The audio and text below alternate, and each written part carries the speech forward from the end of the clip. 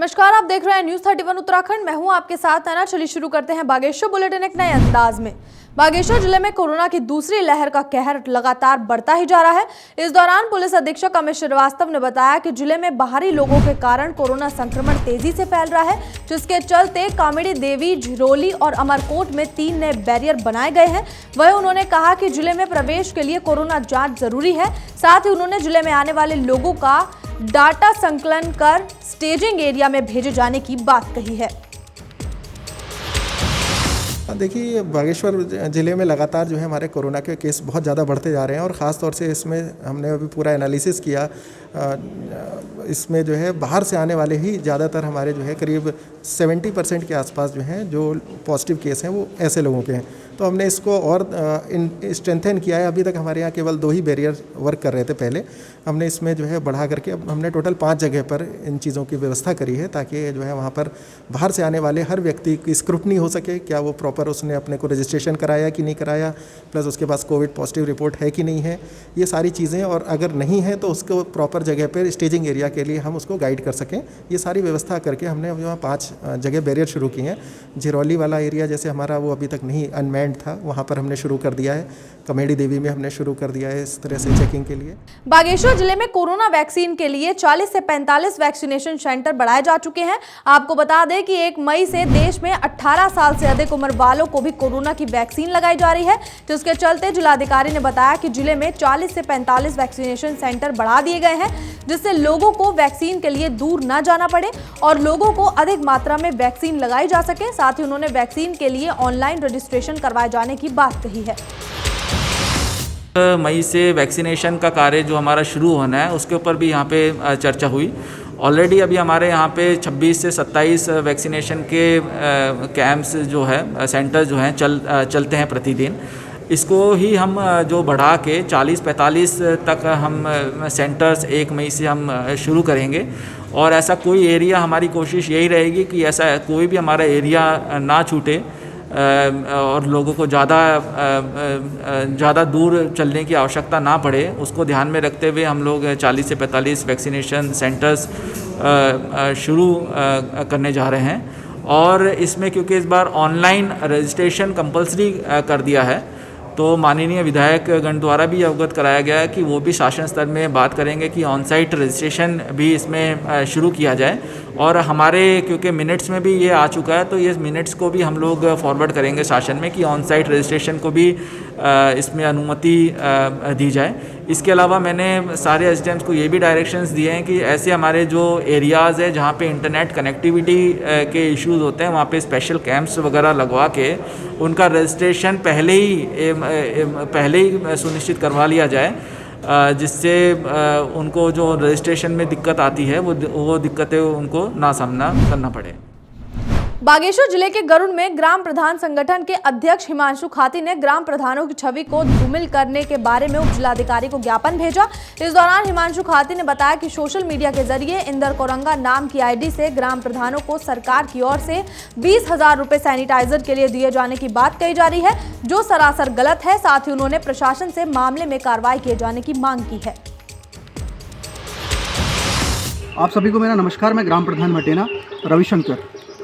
अभी social media पर एक खबर बहुत शेयर हो रही है और ये लगातार इसको शेयर करते चले जा रहे हैं। ये है उत्तराखंड के सभी ग्राम प्रधानों के पास सैनिटाइजर के लिए 20-20 हज़ार रुपये पहुँच चुके हैं। यदि आपने कार्य नहीं किया तो कार्रवाई होगी। मतलब हम ग्राम प्रधानों के खिलाफ फिर एक बार ये क्या चल रहा है और क्या नहीं चल रहा है, इसका हमारे समझ में कुछ नहीं आ रहा। पिछली बार सभी ग्राम प्रधान अपनी जान जोखिम में डाल करके फ्रंट लाइन वॉरियर बनने की कोशिश की। चाहे कोई गांव का बंदा रात के 1 बजे आए, 12 बजे आए, हम लगातार तत्पर रहे और रोडों पर हम घूमते रहे। हमने सारी व्यवस्थाएं कहीं अपनी तरफ से क्या कहते हैं करने की कोशिश करी, सबको हमने खुश रखने की कोशिश करी, अपनी तरीके से हमने इंतजाम किया, लेकिन उसको सुना नहीं गया, उसको देखा नहीं गया। और यहाँ तक कि फ्रंट लाइन वॉरियर्स उन लोगों को बनाया गया जो ऑफिस में बैठ करके वहाँ पर आंकड़े जुटा रहे थे। हमसे कहा जा रहा था कि आप सैनिटाइजर क्यों नहीं कर रहे हैं, लेकिन हमारे पास अवेलेबिलिटी उसकी कुछ थी नहीं। एक बार फिर यही सारी चीज़ें चल रही हैं। यहाँ तक कि हमको एक कोविड इंजेक्शन के लगाने के लायक तक नहीं सरकार ने हमको समझा गया। और हमारा दर्द कोई नहीं समझ रहा, हमारा दुख कोई नहीं समझ रहा। लगातार इस प्रकार का कृत्य चल रहा है। सोशल मीडिया में लगातार खबरें वायरल होती चली जा रही हैं कि उनके पास 1 लाख रुपया आ गया, 6 लाख रुपया आ गया, 20,000 रुपया आ गया, सैनिटाइजर के लिए पैसा आ गया। आखिर ये कब तक चलता रहेगा? बागेश्वर में बढ़ते कोरोना संक्रमण के चलते जिलाधिकारी ने बैठक का आयोजन किया। इस दौरान जिलाधिकारी ने बताया कि जिले में कोरोना के मामले लगातार बढ़ रहे हैं, जिसके चलते बिलोना में स्टेजिंग एरिया को शिफ्ट कर झिलोली या फिर काफली गैर में किए जाने का फैसला लिया गया है, जिससे बाहर से आने वाले हर व्यक्ति की जांच हो सके। साथ ही उन्होंने कर्मचारियों को फ्रंटलाइन वर्कर के समान वैक्सीन लगाए जाने की बात कही। वहीं उन्होंने कोविड केयर सेंटर में बेडों की संख्या बढ़ाने की बात कही है। देखिए, आज शासन के निर्देशानुसार अपने जिलाधिकारी और सारे अधिकारी के साथ जनप्रतिनिधियों के कोऑर्डिनेशन के रूप में आज एक महत्वपूर्ण बैठक हुई और हम लोगों ने उसमें 3-4 बिंदुओं पर मुख्य फोकस किया। एक तो यहाँ जितने भी हमारे मरीज आ रहे हैं उनका टेस्टिंग की क्या स्थिति है। दूसरा, जो 1 तारीख से 18 वर्ष से ऊपर के लोगों का वैक्सीनेशन होना है उसमें कितने सेंटर बनेंगे और क्या उसकी व्यवस्था है। दूसरी, तीसरा, हमारे वहाँ जो आने वाले जो इस समय बहुत भीड़भाड़ हो रही है और कोविड में पॉजिटिव की संख्या बढ़ रही है, उनके आने वाले समय में क्या स्थिति होगी, इसका भी आज हम लोगों ने यहाँ संज्ञान लिया। चौथा, हमारे ज़िले में ऑक्सीजन की क्या स्थिति है और पाया कि ऑक्सीजन की आज की तारीख में हमारे पास पर्याप्त स्थिति है, दवाई हमारे पास पर्याप्त है और इंजेक्शन भी हमारे पास पर्याप्त है। इस समय जो हमारा चल रहा है, DCSC में हमारे पास 26 बेड हैं और DCC में हमारे पास 50 बेड हैं। तो इसमें हमारी प्लानिंग ये है कि जैसे हमारे केसेस बढ़ते हैं या मॉडरेट से सीवियर पेशेंट आते हैं तो हम DCC को भी DCSC में ही कन्वर्ट कर रहेंगे। उस ढंग की हमने तैयारी कर रखी।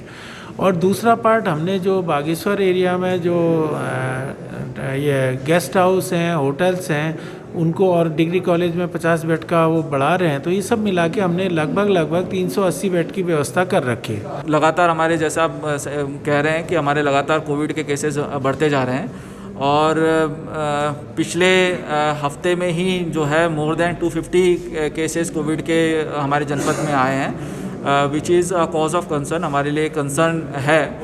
लेकिन हमारी व्यवस्था भी उसी के अनुसार हम लोग लगातार करते जा रहे हैं। यहाँ पे हमारे अभी जो कोविड केयर सेंटर्स हैं, हम तीनों ब्लॉक्स में हम शुरू करने जा रहे हैं। डिग्री कॉलेज में तो ऑलरेडी हमारा चल भी रहा है और हमारा जो TRC बैजनाथ है वहाँ पे भी ऑलरेडी हमारा चालू है। इसके अलावा भी हमने मोर देन 750 जो बेड्स है वो आइडेंटिफाई कर रखे हैं डिफरेंट होटल्स में, डिफरेंट हमारे मैरिज हॉल्स में, डिफरेंट हमारे जो गवर्नमेंट बिल्डिंग्स हैं उनके अंदर।